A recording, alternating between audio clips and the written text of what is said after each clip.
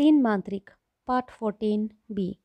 अगर अभी तक किसी ने सब्सक्राइब नहीं किया हो तो जल्दी सब्सक्राइब कीजिए। पिंगल अब उस आदमी के समीप पहुंचा। उसकी आंखें बंद थी। उसकी चेतना को मापने के लिए पिंगल ने उसके वक्ष पर हाथ रखकर देखा। वह निस्पंद और निष्प्राण हो गया था। पिंगल कल्पना तक न कर सका कि इस मरुभूमि में कौन किस कारण से उस आदमी को ऐसी भयंकर और क्रूर मौत दे सकता है। अचानक उसके दिमाग में कोई नई बात सूझ गई। उसे लगा भयंकर लगने वाले इस निर्जन प्रदेश में कहीं कुछ लोगों का निवास जरूर होगा। अब उसका कर्तव्य क्या है, पिंगल सोचने लगा। सबसे पहले उसे अपनी प्यास बुझाने के लिए पानी चाहिए। इसके बाद उसे खाना कहाँ पर मिलेगा। पानी और खाना के अभाव में वह ज़्यादा दिन बच न सकेगा। यदि वह बेहोश हो गया तो कोई जल जंतु उस पर आक्रमण करके उसे निगल सकता है। इसलिए उनसे आत्मरक्षा करने के लिए भी तो उसे ताकत की ज़रूरत है। ताकत तो देह में तभी आ सकती है जब वह अपनी भूख प्यास मिटाकर अपने अंदर ताकत पैदा कर ले। आखिर उसे इस महासागर में खाना पानी कहाँ से प्राप्त होगा? यही सब उसके सामने समस्याएं थीं, पर इन समस्याओं का हल कैसे किया जाए? पिंगल जब इन्हीं समस्याओं में उलझा हुआ था, तब कुछ दूर पर रेगिस्तान में चक्कर काटने वाले ऊंटों के दल के नेता ने अपनी दूरबीन से पिंगल और उस मृत्यु व्यक्ति को ही नहीं बल्कि वहाँ पर गोलाकृति में उड़ने वाले गीदों के समूह को भी देखा। दूसरे ही पल उसका आदेश पाकर ऊंटों का दल तेज गति से उसी ओर दौड़कर आने लगा। ऊंटों की तेज गति से रेत की धूल उड़ने लगी। दूर रेगिस्तान में धूल उड़ते देख पहले पिंगल को आश्चर्य हुआ, पर ऊंटों के दल को आते देख धूल उड़ने के कारण उसकी समझ में आ गया। उसे इस बात का डर हुआ कि वह दल यदि रेगिस्तान के लुटेरों का हुआ तो कुछ ही क्षणों में उसकी मौत निश्चित है। मगर भागकर कहीं छिप जाने के लिए वहाँ पर न कोई गुप्त प्रदेश ही था और न इसके लिए आवश्यक ताकत ही उसके शरीर के भीतर शेष रह गई थी। वास्तव में वह उस वक्त एक भी कदम चलने की हालत में न था। ऊंटों का दल अब उसके समीप आ गया था। अपने नेता का आदेश पाते ही उस दल के सब लोगों ने अपने ऊंटों से उतरकर पिंगल को घेर लिया। चकित हो मौन खड़े हुए पिंगल की ओर ऊंट दल के नेता ने आपाद मस्तक परख कर देखा और पूछा, तुम मरुधनु भैरव के अनुचर तो नहीं हो? फिर मृत व्यक्ति के समीप झुककर उसके परख कर देखा। तब अपने अनुचरों की ओर मुड़कर बोला, यह मृत व्यक्ति हमारे ही दल का है। हमारे किले पर पहरा देने वाले और लोग कहाँ है? कहीं हमारा किला भैरव के अधीन तो नहीं हो गया? इसी बीच ऊंट दल के एक सिपाही ने अपने भालों को पिंगल की पीठ पर टिकाकर गरजकर पूछा, सच सच बताओ, तुम्हारे नेता भैरवनाथ कहाँ है? यह सवाल पिंगल की समझ में कुछ भी नहीं आया। शायद भैरवनाथ कहलाने वाला व्यक्ति लुटेरों के दल का कोई नेता होगा। तब तो फिर ये लोग कौन है? उसने सोचा।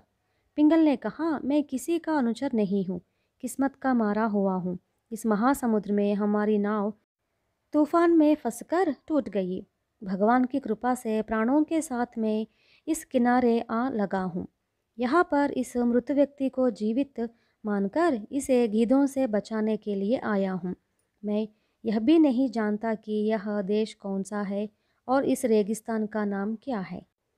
इस पर ऊंट दल के नेता ने फिर एक बार पिंगल को परख कर देखा और चेतावनी देते हुए कहा, यदि ये तुम्हारी बातें सच है तो तुम्हें घबराने की कोई ज़रूरत नहीं है।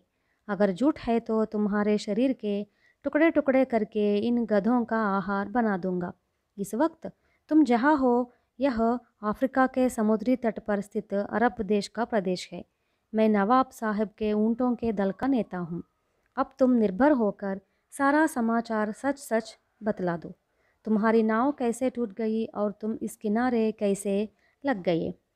पिंगल को यह जानकर खुशी हुई कि वे लोग डाकू नहीं बल्कि अरब देश के नवाब के सैनिक हैं। देश के नवाब और ऊंट दल के ये नेता किसी भी प्रकार के स्वभाव के क्यों न हो। फिलहाल उसे प्राणों के लिए कोई खतरा नहीं था। इसलिए उसने अपने मन में सोचा कि अपनी पुरानी कहानी को छोड़कर जब से गुलाम बना है तब से सारा वृत्तांत उसे सुनाया जा सकता है। इसी विचार के अनुसार पिंगल ने अपनी नाव के नाविका तथा महासागर में उस नाव पर आक्रमण करने वाली नाव की लड़ाई के बारे में विस्तार पूर्वक आदि से अंत तक सारा वृत्तांत सुना दिया। सारा समाचार सुनकर ऊंट दल का नेता संतुष्ट होकर हंस पड़ा। फिर पूछा, तब तो इस बात में कोई संदेह नहीं है कि जिस नाव ने तुम्हारी नाव पर हमला बोल दिया था उसमें भी गुलाम थे। जी हाँ, इसमें कोई संदेह की बात नहीं है। मैंने उस नाव के नाविका के साथ समझौता करने का प्रयत्न किया, लेकिन उसने जो उत्तर दिया उससे मैंने यही अनुमान लगाया कि वह भी गुलामों के क्रय विक्रय का व्यापारी है। इसलिए वह मेरे साथ समझौता करने के लिए तैयार न था, पिंगल ने जवाब दिया। ऊंट दल के नेता ने स्वीकृति सूचक सर हिलाकर कहा, मेरा नाम हसन गोरी है।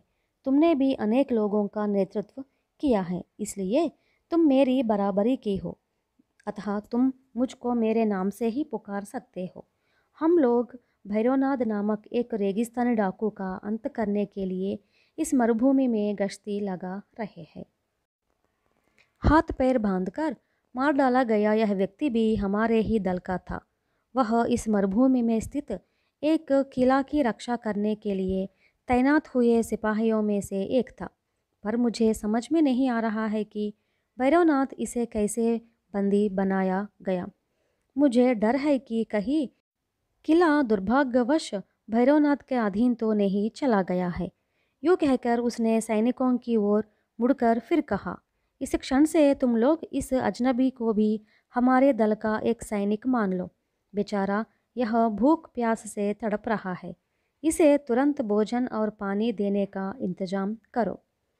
हसन गोरी के मुंह से ये शब्द सुनकर पिंगल की जान में जान आई। सैनिकों से प्राप्त रोटियां खाकर पिंगल ने पानी पिया। दूसरे ही क्षण हसन गोरी ने पिंगल को एक ऊँट दिखाकर कहा, सुनो, इस वक्त से यह ऊँट तुम्हारा वाहन है। हम लोग अभी यहाँ से रवाना हो रहे हैं। मेरा अनुमान है कि ईफी किले पर भैरव ने अधिकार कर लिया है। यूँ कहकर वह एक सैनिक की ओर मुड़ा और उसे आदेश दिया, इस लाश को एक ऊँट पर लाद लो। हम ईफी किले के पास इसकी समाधि बनाएंगे।